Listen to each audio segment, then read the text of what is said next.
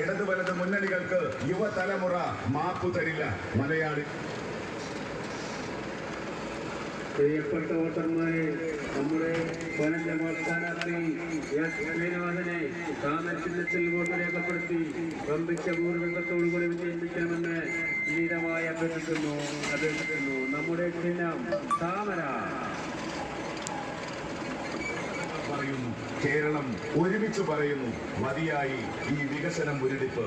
ഞങ്ങൾക്കിത് സഹിക്കാൻ വയ്യ, ഞങ്ങൾക്ക് വികസനം വേണം.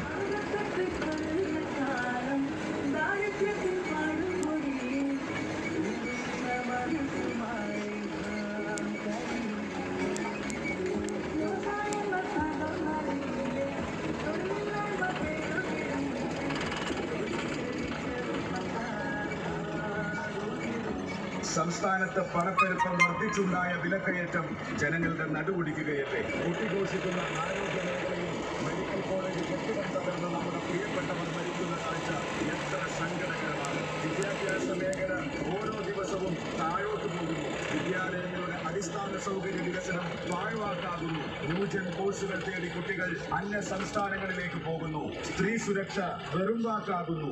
ലോക്കപ്പ് മർദ്ദനങ്ങൾ ഏറി വരുന്നു. IT, വ്യവസായം തുടങ്ങിയ മേഖലകളുടെ വളർച്ച പരസ്യങ്ങളിൽ ഒതുങ്ങുന്നു. ലഹരിയും അക്രമങ്ങളും സ്വർണ്ണക്കടത്തും നാടിന്റെ